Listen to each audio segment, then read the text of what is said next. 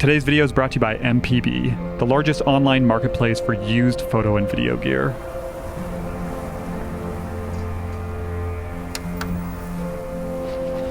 Hey everyone, welcome back to the channel.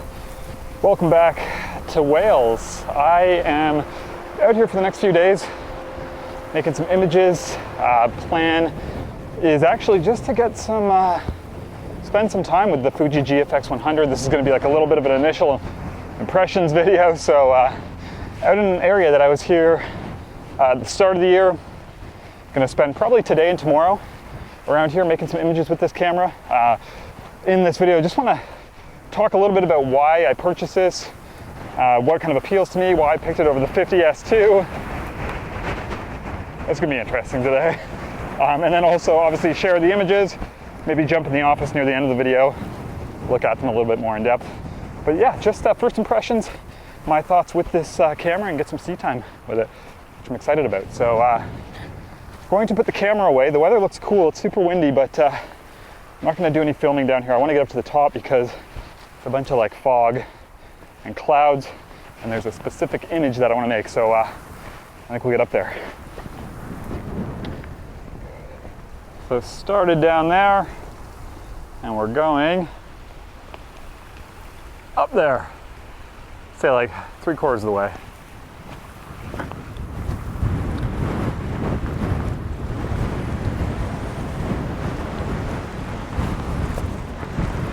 Okay, almost at the top. It is like crazy up here. This is not going to be a good place to film today, I don't think. Oh.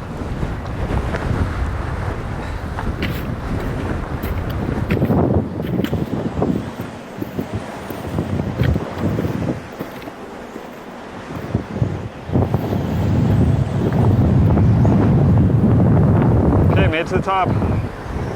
It's crazy.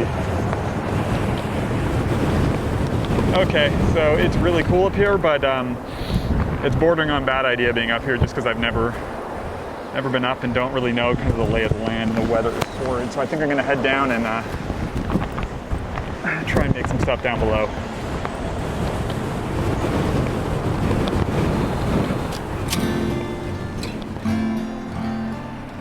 So I did end up creating this one image before I went down, and it's actually very close to what I had in mind, just creating these like very simple portraits of some of the unique rock features up on this one peak. So pretty happy with this one, but I will have to return to find the one specific area that I was originally looking for.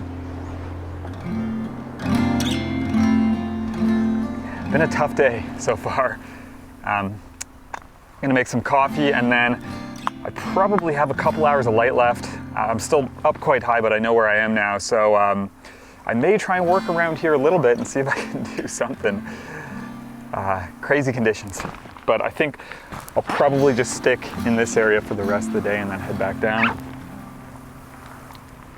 But I'm gonna see if I can make some coffee. Kind of have my doubts because the wind is nuts. But this right now would be great.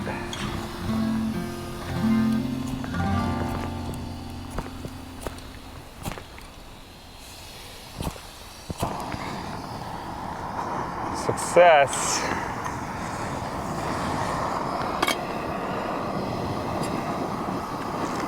While this boils, though, I guess I might as well talk GFX100. So there are a couple things I was going to focus on, but the first thing is just why I ended up with it. So I've always been a fan of the Fuji systems. If you watch this channel, you'll probably know that. Used to have an X100. Did a GFX50R review last year. Loved that camera. The medium format Fujis have really interested me for a number of reasons. And when the 100S was released, that one was like really tempting for me. Same with the 50S2, but there's one reason in particular that I went with the 100S, and it's not the megapixel count. So I just find it incredibly flexible. Obviously the resolution is crazy, and that allows you to crop and do all sorts of other things. But for me, the selling point really with the 100S over the 50S2 was the video features. And I know that for a lot of people, they say like, oh, if you want a video camera, go get a dedicated video camera. But for me, doing stuff like this, dual purpose, there's a ton of appeal having a camera that I can shoot photos and video with. And obviously the X100S does 10-bit 4K. Unfortunately, the 50S2 would have been great. I would have bought that camera. 50 megapixels is more than enough for me, but it shoots like 8-bit 1080p video, so it was just super disappointing to see that. So the X100S, yeah. I mean, if I didn't need the video, the 50S2 I think is a great camera with IBIS, and in the exact same body. They're basically identical cameras when it comes to aesthetics. So definitely a good choice as well, but that's really what sold me on the 100S, is just to have this dual purpose camera. The resolution is great as well. You know, the 645 frames are like same resolution as my like 6x7 scans on the Nikon Coolscan, so they're massive files and you can do a lot with them as well. Business. As long as I don't spill it, we'll be good. Nice. I'm gonna finish this coffee and I need to get moving. I'm freezing.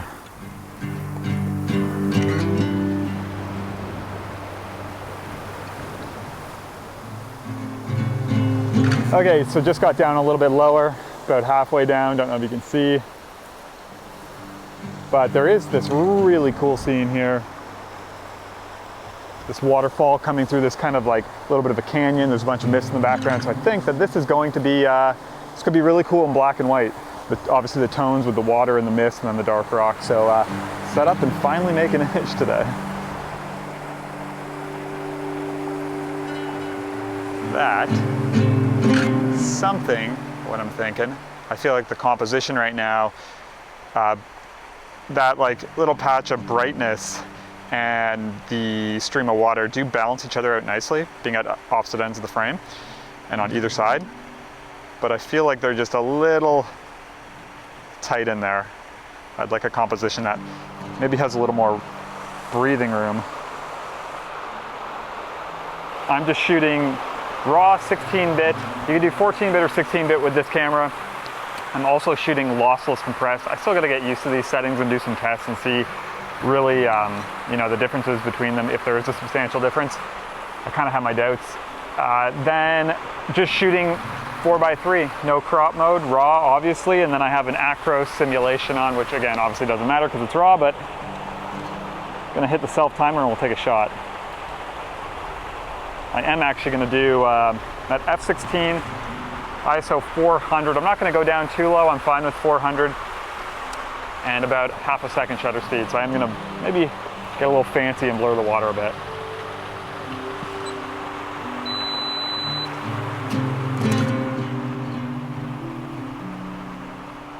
So I'm gonna have to let this image simmer for a little bit just because I'm not immediately sold on it. Feels a little busy, but I did want to show you this one as well. This was just one I shot handheld while searching for a composition. And at 100% here, you can see this was half a second shutter speed. And I was so impressed when I zoomed in just to see how well the IBIS on this camera worked. I mean, I would still definitely use a tripod, but it's just very interesting to see that at half a second, it was still pretty sharp. And this was one of the last images I shot here at this location. This was just a simple abstract kind of looking up the canyon. And I think I enjoy it the most out of the bunch. So I quickly just want to talk about, you know, what I enjoy so much about this camera so far. And then I think if I had to like sum all the things up, they would all fall under this category of like flexibility. That's really what this camera is to me. So obviously the size of this and the 50S2 for medium format digital, it's incredibly compact. Like I said, I've paired mine with this 35-70, which is, people call it the kit zoom because you can buy it with the 50S2. I bought it separate, but it's really cool because, so that's 35, that's 70, and then when you aren't using it, it just collapses into itself. So it gives you this very nice option. For me, you know, it's like 28 to 55 in 35 mil focal length. And for doing stuff like this, really nice and lightweight, you know, compared to, I think they have like a 32 to 65 f4, which is pretty massive. And then also adapting lenses. So I have a Pentax 645 adapter and a Contax 35 mil adapter, running some older Pentax 645 lenses, and then also some Contax 35 mil still lenses, which is a neat look. So lots of options there. And then obviously just things like IBIS, you know, you saw with some of these images, hand holding them, getting sharp results at f2. And then obviously one of the most important things is just the look of the files, which I find with most Fuji systems, I can, you know, get them to a place where I'm very happy with the look and I feel like it's consistent with my film work. So, you know, something like this just gives me a lot of flexibility, but it also just kind of stays out of the way and lets me create work, which is very important for me, especially this year. I really want to make this year about the images. I have a lot of projects I've been thinking of and stuff I've wanted to do, and I just want to check some of that off. So yeah, pretty excited about this and looking forward to using it more throughout the year. And also, I'm not abandoning film. Someone in the first video I posted with this camera, they're like, oh, you know, another one kind of leaves or whatever, but I'm still shooting film. I'll be shooting it beside this at times or for certain projects. But yeah, I mean, I'm not like, I've been shooting film for a while and I do love it, but I'm not like, whatever tool works for you, and that's going to change throughout your careers. I think the most important part is just picking something that suits the type of work you're trying to make and helps you make that. So yeah, looking forward to getting some more use with this, hopefully in the near future.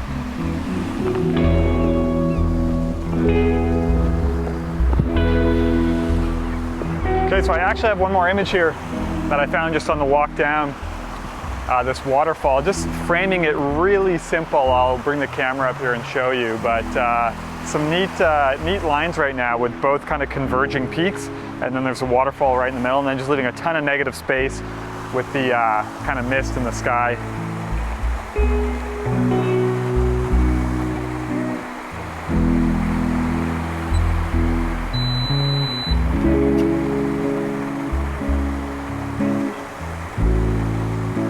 It's really neat. Simple, simple, simple, simple. So it's interesting, you know, starting to shoot a lot more landscape images lately, and I just really miss these environments. Stuff like this used to be such a huge part of my career. I did kind of like traditional landscape photography like 10 years, and you watch this channel, I've mentioned that before, but what's been really interesting is just like starting to make more of this work and noticing how I'm approaching it quite different than I would have in the past. It's almost like the style that I've been building over the years since I did this, I'm taking with me to this type of photography. So I love that. I think it's really cool how like you almost don't get like married to one specific type of photography. You develop your style over the years and you can carry that with you to different things. So it's been fun to do this work again. Something new. All right, so I think that wraps up day one here. Actually, you know, not a bad day. Made some images at the end there. Crazy first half, crazy morning, which is unfortunate. I think there is one image I made up there that I'll be happy with potentially, but just, yeah, the weather was insane, zero visibility. I'd love to get back up there just on a clear day so I can kind of get a feel for where I'm at and the route and stuff, and then go back up in those conditions sometimes, maybe minus the wind. But gonna go grab some food and figure out where I'm going tomorrow.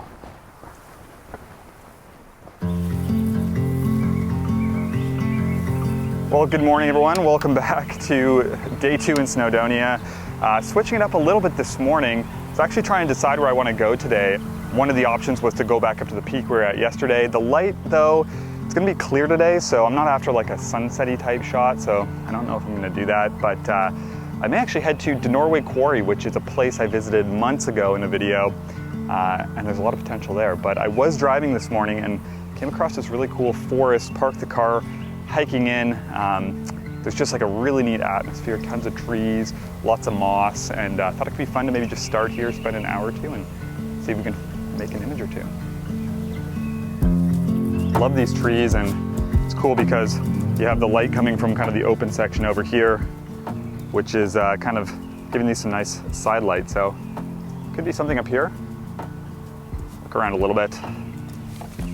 Okay, so definitely a challenge in here, which I knew it would be, but I think I finally may have found a composition that I like. I find with, I love making images in the woods like this, but I find that I always have a really hard time gauging how they're gonna be until I see them on a larger screen.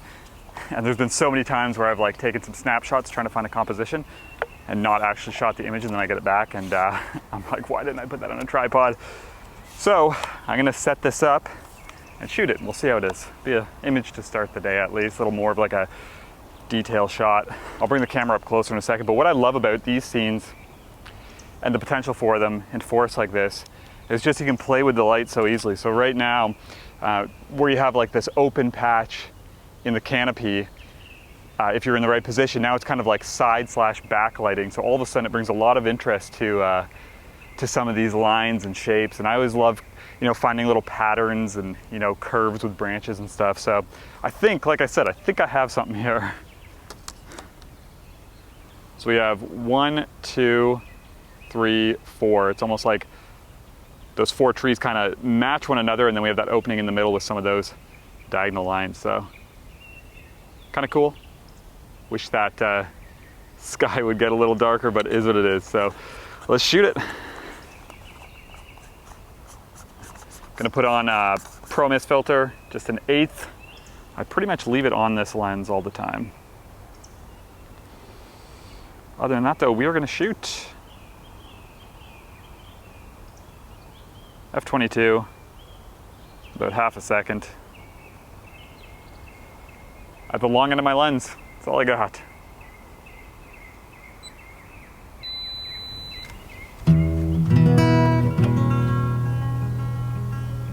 So I actually really enjoy how this image turned out. And I just love that back and side light, how it defines and adds shape to those kind of moss-covered trees and really adds depth to the image. And then also just a big fan, and always have been, of the Fuji built-in film presets. I used Provia for this one, but just a good example of how nice the colors can be out of this system.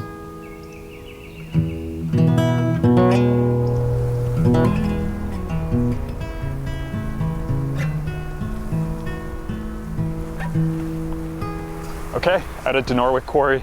This place is just absolutely insane. I did a video about 4 or 5 months ago on the channel. You should check out if you missed it. I go into more depth about what this place is, but basically it's this old, massive abandoned slate quarry in North Wales. Pretty wild. Plan is to get way up to one of the top levels, a level above the one I did last time. There's apparently an old workshop there with a bunch of table saws and stuff that looks pretty cool. So, gonna put the camera away and get hiking.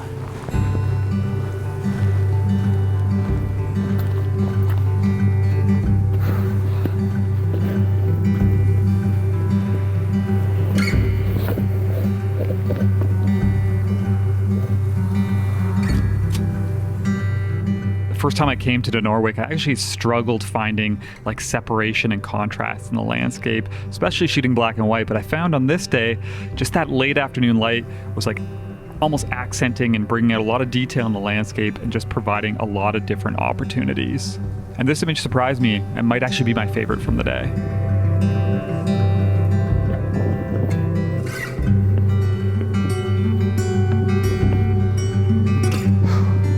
All right. About 3/4 of the way there. Going up there. Forgot how much of a haul this is. Keep going.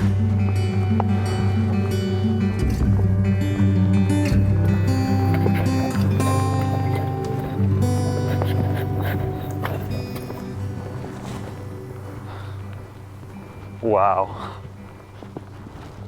This place is crazy.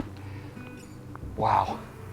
So this is the old, I guess, sawmill where they cut the slate, sand it away. These are all the old saws, but this is wild. So this is exactly what I wanted to come and see, and it looks like there's going to be a lot of potential here. There's some, obviously, little sunlight pouring in here and there, and just some really cool elements. Whatever this is. Just such a surreal place, honestly. This is the definitely the level to come to. I missed out on this last time I was here. It's like hard to kind of fathom all this stuff up here. Okay, so there's kind of a composition I like right here, just with a little bit of this building, and then the doorways framing up one of the buildings out there. And I think, actually it looks like it's gonna rain, but the sky is kind of patchy, so I think there might be some interesting moments to wait for just just some like light to highlight a few things, maybe that building out there, but I think it's worth setting up the tripod. Even as is with the overcast light, I still like it. So let's shoot it. Basically keeping some of this interior and then using that doorway to frame that building out there, and then leaving some of the roof. And even with the overcast light, right, and how it works, there's enough difference in tone and enough contrast that is pretty interesting. So I think I'll shoot it as is right now, and then hopefully we get some sun. Here comes the rain. The sky's actually breaking back there, so I think I will shoot this right now. ISO 400, I'm gonna go a 20th, just so I have enough depth of field, a 15th of a second.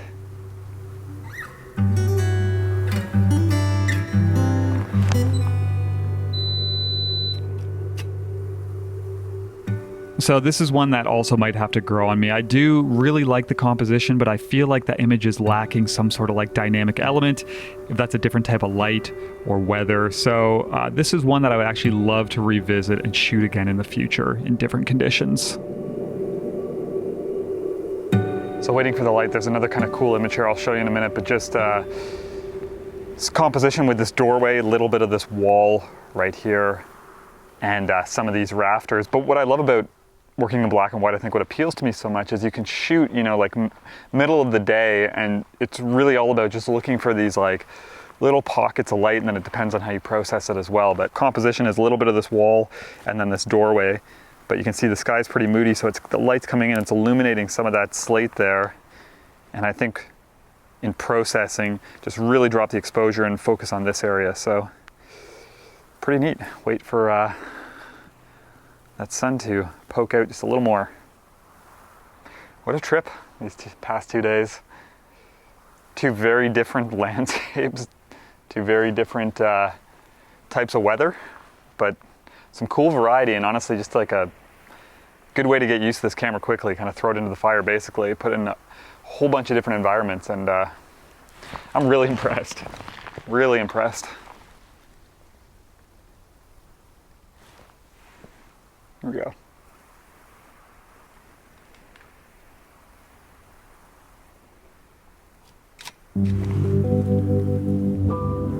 So I was actually really happy with how this image turned out, and it's one that I'll probably revisit, play around with the processing a little bit as I get more used to these files. But I do have to say, you know, from what I've seen so far, I've been very impressed with the images from the 100S. And I actually wanted to just show a couple color examples here of this image, just purely for anyone curious. This first one is Fuji's nostalgic negative preset, and then this next one is Fuji's classic negative preset. So two very different looks, but it's great to have these, you know, built into the camera and the editing software as a nice starting point.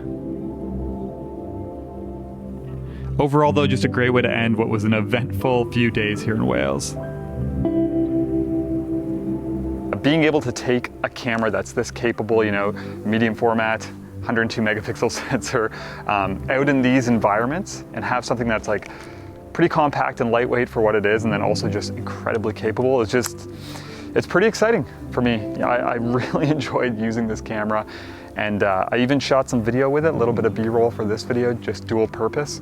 So excited to spend some more time with this, and just looking forward to making some more work with it, and just yeah, seeing how it fits my workflow. But I would say right now it seems like a pretty good fit.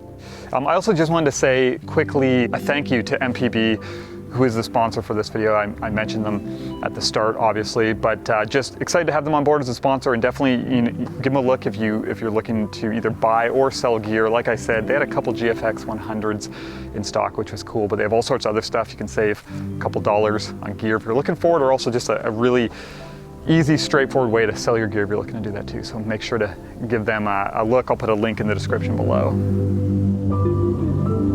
Overall, just a great trip out to Snowdonia, a landscape that I've absolutely fallen in love with, and considering the weather and the conditions, I'm actually quite happy with this collection of images. I did spend one extra day out here filming, and that'll be in next week's video, so make sure you keep an eye out for that.